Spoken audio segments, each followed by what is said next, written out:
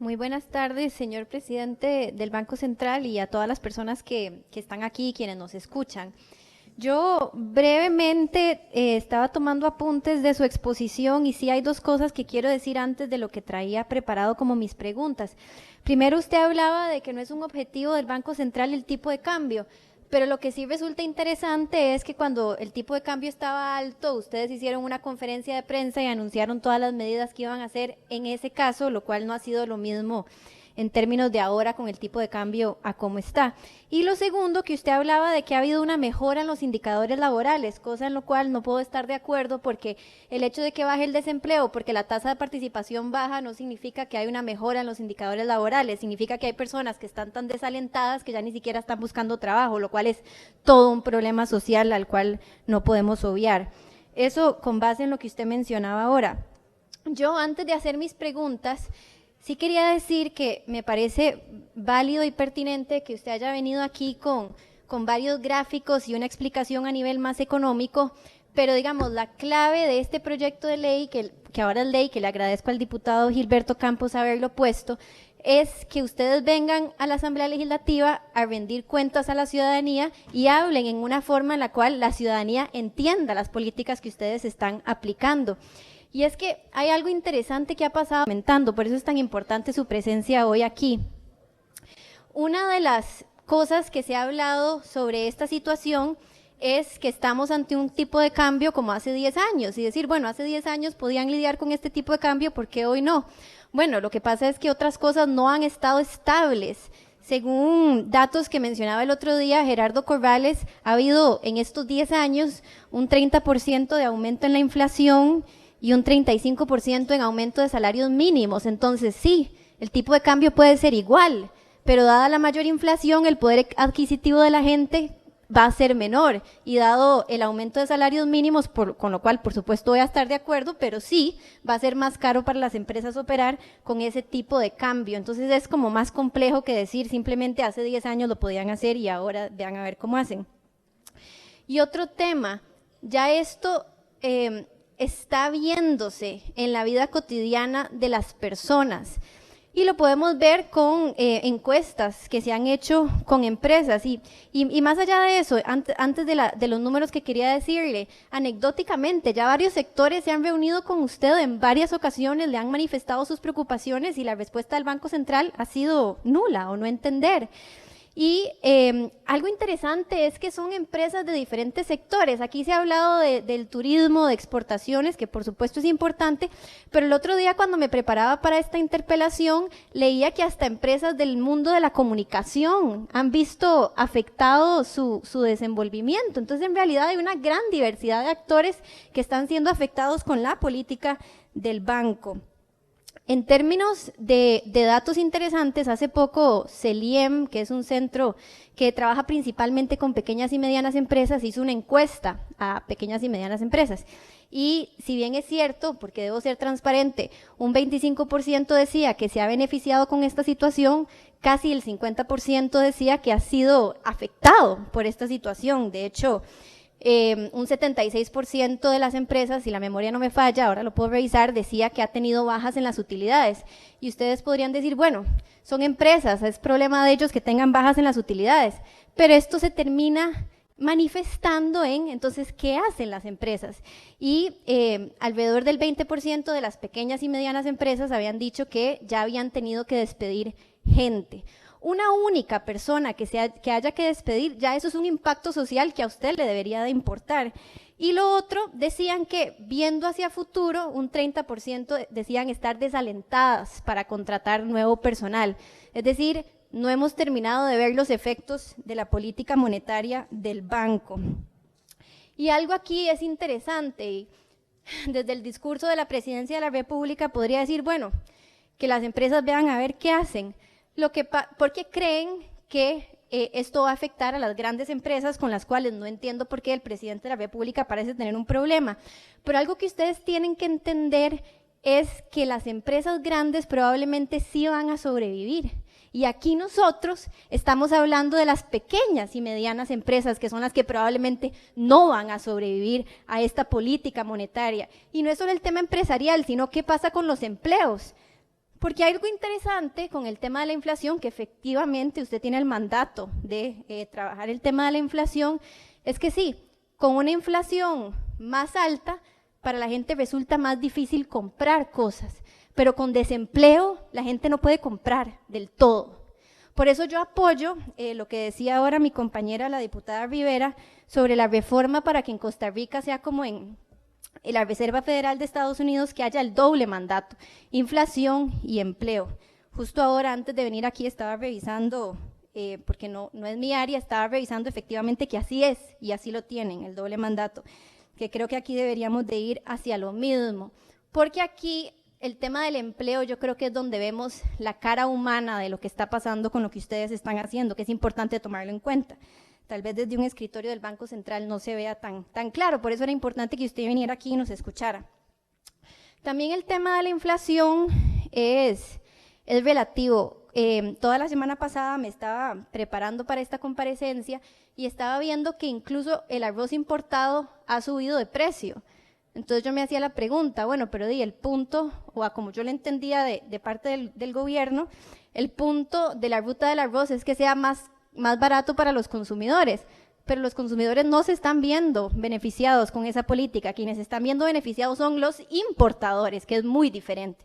Entonces aquí el tema de que hemos ganado en inflación, yo tengo la duda, o quisiera desmenuzarlo un poco más. Como otro punto, aunque ya lo he tocado, es el tema del empleo. Un único empleo que se pierda ya es un tema de preocuparse. Y no es de recibo que el gobierno y usted, en el caso de hoy, vengan a vanagloriarse de que el desempleo bajó cuando saben muy bien que es porque la tasa de participación laboral también bajó. Entonces ahí no hay ganancia. Y finalmente, aquí hay otro ganador que, bueno, nosotras apenas acabamos de empezar la comparecencia de hoy, pero me imagino que alguien más lo va a mencionar. Otro ganador de la política de ustedes es el mismo gobierno. El mismo ministro de Hacienda dijo que con un tipo de cambio de 500 colones les resulta favorable al gobierno porque pueden pagar más intereses de deuda. Entonces, ante eso y antes de hacer mis preguntas, yo haría dos conclusiones, que son subjetivas, por supuesto, pero ante la actitud de ustedes y a mi juicio la falta de claridad sobre cuál es la política que ustedes están teniendo, una cosa que uno podría concluir es que lo que están siguiendo es una política monetaria que beneficie a los amigos del presidente, importadores, por ejemplo. Y otra conclusión es que realmente no estamos ante un escenario donde hay autonomía del Banco Central, sino que simplemente usted está siguiendo lo que dice la Presidencia de la República. Ya para empezar con mis preguntas, bueno, esto no es por usted, señor presidente, pero sí lo voy a mencionar, aunque ahora Katia lo dijo. El vicepresidente de la República le dice a estos exportadores, si no les está yendo bien con el tipo de cambio, busquen trabajo en otro lado. ¿Cómo se sentiría usted si alguien viene y le dice, mañana no sigan el Banco Central, sigan otro lado, ve a ver qué hace? Eso no es factible para mucha gente y entonces refleja una gran insensibilidad de este gobierno, lo cual no me extraña. Pero mi pregunta para usted sería, ok, dado que usted también ha hablado de ganadores y perdedores, ¿qué le dice usted a quienes están viendo afectados por esta política? ¿Cómo vislumbra usted un país sin pequeñas y medianas empresas? Y por favor le pediría que lo hable como en lenguaje para la ciudadanía en general y no en lenguaje económico. Esa es mi primera pregunta. Tiene la palabra, don Robert, para contestarle. Bueno, muchas gracias por las preguntas. ¿Le contesto a ambos o solo a ella? A mí. Andrea, muy bien. Yo no he hablado de ganadores y perdedores, no he hablado de eso. No, textualmente usted decía, a una gente le va a ir muy bien y a otra gente le va a ir mal. Eso fue lo que usted dijo, efectivamente. Sí, exactamente. El tipo de cambio. Es casi lo mismo, pero. Okay. El tipo de cambio es una variable que es el resultado de la acción de los costarricenses, los demandantes y los oferentes.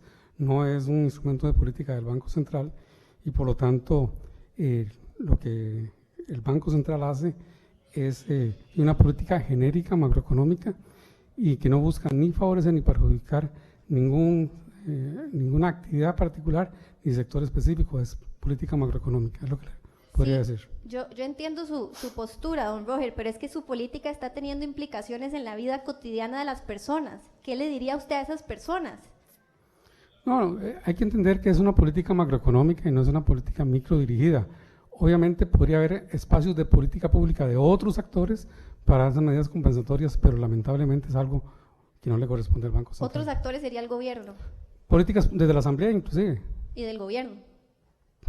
Sí, que tampoco hemos recibido esas políticas por parte del gobierno. Y mi otra pregunta va en la misma línea.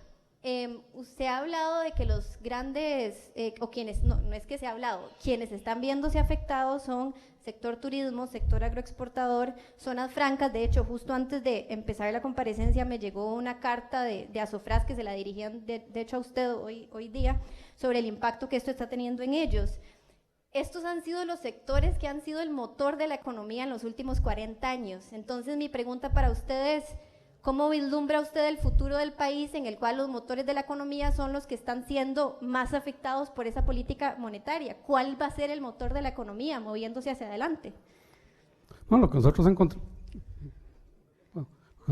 Sí, muchas gracias. No, lo que nosotros encontramos que hay un sector muy pujante, que es el sector de zonas francas, precisamente ese que usted se refiere, y ese sector es el que a ese grupo de empresas, que son distintas actividades, es el que ha tenido más capacidad para crecer en los últimos años. Buena parte del crecimiento del 2023 se debe al excelente desempeño. Recuérdese que Costa Rica… Perdón que lo interrumpa, y es por temas de tiempo, disculpe, pero es que sí me parece importante recalcar que la misma Asociación de Zonas Francas hoy le está diciendo a usted que se está viendo afectada por esta política monetaria. Entonces, nosotros lo que vemos son los números del desempeño exportador. pero me está diciendo el tema de zona franca. Sí, me está hablando de las obras que son zonas francas. Sí. De eso le estoy respondiendo, ¿no? Ok, bueno. pero ellos mismos le están diciendo hoy justamente que se están viendo afectados por esta política. Y yo le estoy diciendo a usted que yo estoy viendo las cifras de exportación. ¿Y quiénes sabrán más? ¿Quiénes están viendo la situación? Bueno, esperaría que los registros de información que ellos proveen sea la correcta. Bueno, y mi otra pregunta, y perdón, es un tema de tiempo, por eso estoy siendo tan estricta con eso. Una de las hipótesis que se ha manejado, de hecho que me parece que fue Jorge Guardia, pero lo puedo verificar con muchísimo gusto, es que una de las razones de este movimiento en el tipo de cambio es los préstamos en dólares que se le da, o sea, el endeudamiento que la Asamblea ha aprobado en el último tiempo. ¿Usted concuerda con esa hipótesis? Lo que va al los endeudamientos del sector público no van al mercado cambiario.